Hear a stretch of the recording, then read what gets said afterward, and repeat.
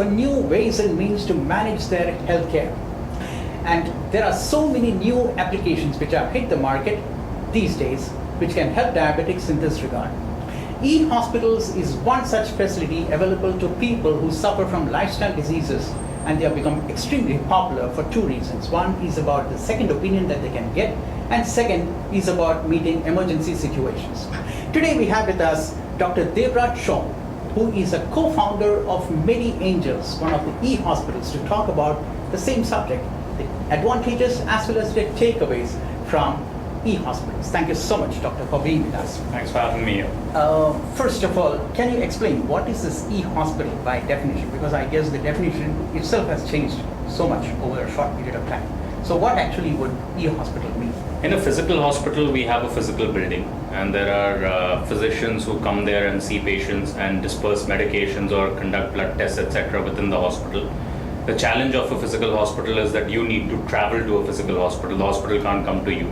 And therefore, by definition, a hospital will always be located in those geographical areas where there are a lot of patients available.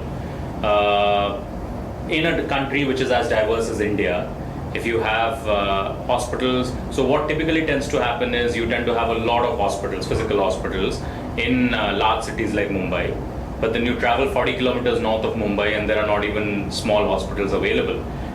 Obviously, doctors will be concentrated in those regions in which there are enough patients available, which typically means, again, the large hospitals.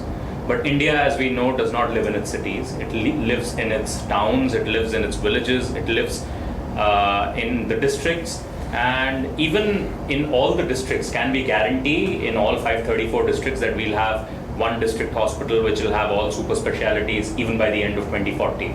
That's not likely to happen.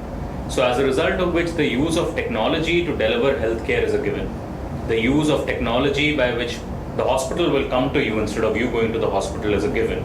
And that's what an online hospital is, in which basically instead of building a physical hospital, you have the cloud as a repository and you are crowdsourcing doctors, and patients are reaching the doctors using technology such as a smartphone or the internet, which is mediangels.com. Dr. Shome, you have actually touched a very raw nerve, because the biggest problem, especially for lifestyle diseases, is about accessibility. You know, especially in the tier 2 cities, Sure. tier 3 cities as well as villages. Sure. And the rush in the hospitals is so mad. You know. In that situation, you actually are trying to say that e-hospitals would help in managing the patients and their disorders through other ways, through alternative ways. I'll actually take two steps back. I'll take two steps back and ask, are we certain as a nation that we will have a large hospital in every district in this country by 2040? Excuse me. And if the answer to that is no, then how are we going to serve a population which is already 1.2 billion and which will be 1.5 to maybe 2 billion by the end of 2040? So therefore, but at the same time, technology is ever expanding. About 800 million odd people have access to a mobile phone today. This will keep on expanding. 4G services will be available through the internet, such that 21 megabytes per second internet will be deliverable through the smartphone. I can sit in a Saharanpur in UP and order the same shoes which you can order in Mumbai through my smartphone. Why then can a doctor not visit me through my smartphone? So it's a given that we will not be able to solve this problem. Doctors are a rare resource. Any rare resource, unless you use technology in order to bring the supply and the demand curves together, you will not succeed in solving the problem. So you will have to use technology in order to solve the problem. Technology as an enabler and as a force builder or a force multiplier has been used even in India's general elections. So Prime Minister Modi, when he did the Chai Pe Charcha, what was that? That was actually, I cannot go to every city, every village or every district center. So I'm going to go ahead and use the power of the internet as a force multiplier and have people viewing me from everywhere. I'm saying, why are we not using that for doctors? Why are we intent on making the doctors available within a fixed hospital? Traffic everywhere is increasing. People are taking 2 hours to reach those hospitals. They're sitting 2 hours outside a doctor's cabin and they are not getting diagnosed. Sometimes going to a hospital makes you feel more ill than well, because everywhere around you there are more ill people. So why don't we use technology? Why don't we use applications? Why don't we use all of this to deliver online care? Very incidentally, diabetics have been told not to visit TB hospitals as often as they Sure. Sure. because they are more prone for TB. Sure. Getting from the clinics. Sure. Okay, now how different will this situation or this facility be from the various new applications which are available on the phone? MediAngels is not an application. Yeah, true. It's a concept. Very true. MediAngels is not about, so there are multiple applications which are available. These applications, let's say Uber as an application for cabs. I will not explain it with relation to healthcare because I don't want to be speaking for or against who we consider as competitors, right? But let's consider Uber, right? What does Uber do? Uber goes ahead and it's an app which connects the cab driver on one hand with the consumer. Anyone can become a cab driver, anyone can be a consumer. The challenge that Uber faces is that none of the cab drivers are really ever going to be managed by Uber, or they are not going to be tracked by Uber, or their antecedents and credentials have not been verified by Uber. Which is why there's a reason why all the problems which have occurred with cabs have occurred with these app-related companies, whether that's Uber or that's Ola. That's happening because you're not able to verify and credential the drivers. So it's a technology company, as opposed to, let's say, a Meru which owns the cabs. In that sense, we are the ones who own the cabs. We are the ones who the drivers get, the doctors here get empaneled. We have a stringent Q&A by which the doctors become a part of this panel. The only way for people to get empaneled on MediAngels.com is when people go ahead and when our ethics and quality assurance team goes ahead and thinks someone is a world leader in that particular specialty, and then they become a part of this. Especially in healthcare, yes, you need credentialing for cab drivers as well, as has been seen in the routine or the number of episodes which have occurred. But especially for doctors, credentialing is even more important. Because if you do not match, it's a life and death situation. It's a complex problem. It's not a simple problem like taking a taxi ride. What your doctor is telling you better be the best opinion. Because if you're not getting the best opinion, then it's just a democratic referendum, right? In that sense, you're just going ahead and asking random people.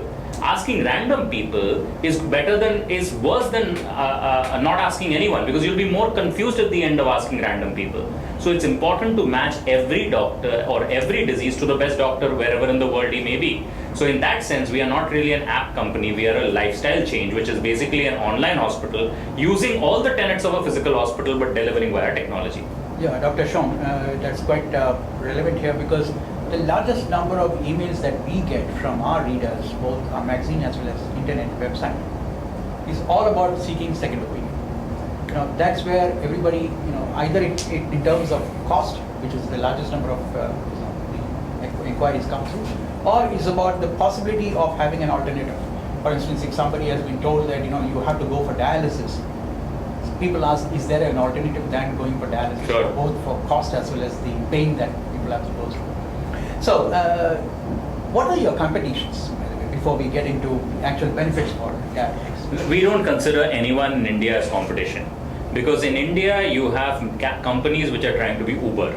We are not trying to be Uber. We are trying to basically control and to drive the patient. We take responsibility for the patient. We are not just connecting doctors to you so that you choose the doctor and you're pretty much on your own. We handhold you through the disease and make sure you get the appropriate treatment. So we don't consider anyone as competition. With relation to your previous point, it never ceases to amaze me how much effort and time people spend on choosing a cell phone. You can ask anyone in the audience and they will go ahead and say, I open 3 websites, look at 3 places, they'll on their fingers tell you, right? This is the memory, this is the RAM, this is the screen size, this is what it is. But in relation to their health, why do people not think of a second opinion? It's really amazing for me, right? Then they will turn around and say doctors have gone ahead and performed surgery where unnecessary. Excuse me, who's responsible for your health? Are doctors responsible for your health, or are you responsible for your health? You're not partaking in your responsibility. You want someone else to be responsible for your health. That's not fair. Just like you're going ahead and buying a cell phone, you don't trust what the website is telling you, right? You do your own research. Very true. So why wouldn't you do that for your health? Very true. Are you trying to tell me that your cell phone is more important than your health is? No, essentially because these days there are also reports of how so many operations related to surgeries related to stents being overused, people being forced to take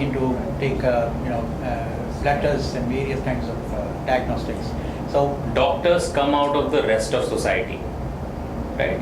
I didn't come from Mars, right? I'm from Earth, just like you are. True. If society itself is becoming more and more materialistic, such that money is the real god or the only god that people are considering, if politicians are corrupt, if architects can be corrupt, if civil engineers can be corrupt, if lawyers can be corrupt, there's no reason why doctors can't be corrupt. We come out of the rest of humanity, exactly. right? Exactly. So what has to be done is, so neither are all doctors corrupt, nor are all doctors gods. Please don't treat me as a god. I'm not interested in being God. I'm interested in being a service provider. I'm interested in being a human being. Just like you evaluate other service providers, just like you evaluate other human beings, please go ahead and evaluate me. There will be some amongst us doctors who are not honest. There will be some amongst us doctors who are crooked. There will be some amongst us doctors who are corrupt. That's no different from anywhere else in the world. That's no different from any other cell phone company. For instance, there are reports which are available in newspapers and various other websites of people who have ordered cell phones and got rocks. Right? It's happening everywhere. My only thing is, it is your health. You are responsible for your health. Please use your responsibility diligently. Please go ahead and make sure that you think about your health before you point fingers and say that person didn't care about my health. Okay. Yes, we did conduct a survey in MediAngels of the last 20,000 transactions of the patients that we had seen, and we did find 44% of these on a second opinion from our doctors were not really advised surgery. But there could be a selection bias in the data. Who was really going ahead and seeking a second opinion? People who believed that their primary doctors, for reasons best known to them, were either not good enough or were suggesting surgery for pecuniary or for commercial gains.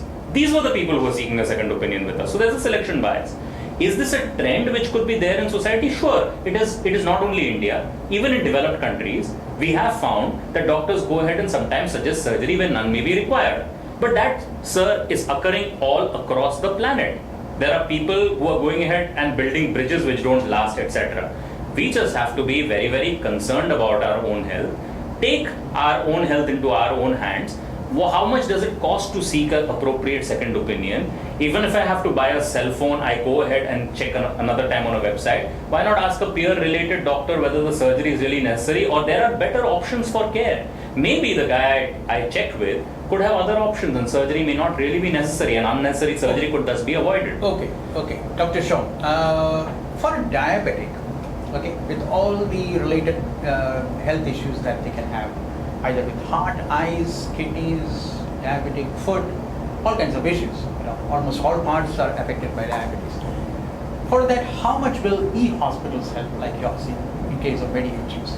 How will that help a diabetic? Diabetes is the complete disease, right? It's an incredibly nice disease to have because it doesn't let you go with any organ being normal. Before it kills you, it will kill your nerves, as you put it. It will kill your eyes. You won't be able to see. You will develop kidney problems. You will develop nerve-related problems. You will develop stroke. You could develop heart-related problems. Your blood vessels will clog, and finally it will kill you. So it utilizes your disease completely, which is the wonderful thing about diabetes. In a complex disease of this kind, you need to go to a doctor repeatedly. You will need to undergo blood tests repeatedly. What better way than to use technology to do the same? In fact, to the extent that there are lots of apps who are actually dealing only with diabetes. Let's say by 2020, approximately about 1/4 of this country will have diabetes in some form or the other. If that be the case, then using technology makes a lot of sense because it's absolutely obvious that all 1/4 will not be staying in the large cities or the top 8 metros. So therefore, using technology to deliver such that also the fact is, because it involves so many organs, you cannot just be going to a general practitioner or an internist. You will require an ophthalmologist who's a retina specialist. You will require a nephrologist. You will require a neurologist. You will require a neurosurgeon. You will require a cardiologist. You might require a cardiac surgeon. All of these specialities are not going to be available at your favorite neighborhood clinic or hospital. So therefore, usage of technology and usage of an online hospital is very, very important. Okay. Doctor, there is also another big issue about diabetes, that is about meeting emergencies. In terms of an emergency like a heart attack or a hypoglycemic attack, how would e-hospitals help? Online hospitals such as ours are at the present moment not equipped to deal with emergencies. We cannot deal with emergencies because honestly, if you're having a heart attack, please don't look at your phone and be looking for the app. It probably makes sense to be calling the ambulance and running at that point in time, right? But in due course of time, are there companies in the US which go ahead and integrate a 911 dialing with the app? Yes, of course. That is something that can happen. At this present moment, we go ahead and make it very, very clear to people that listen, if you're fainting, please go to the hospital because it might require physical examination to determine what the cause of your fainting is. So at this present moment, emergencies are out of our ambit. But emergencies make up only 5% of the cases. So 95% of the cases, and in any case, all 100%, if they were treated well, they probably wouldn't have become emergent in the first place. So can they prevent emergencies? Yes. But when the emergency occurs, should you be looking at an online hospital? No, you should be looking at a physical doctor. The point is a little different here. With diabetes, it's always the responsibility of taking care goes to the caretaker. Correct. It's he or she who is managing, an elderly patient or elderly diabetic at home.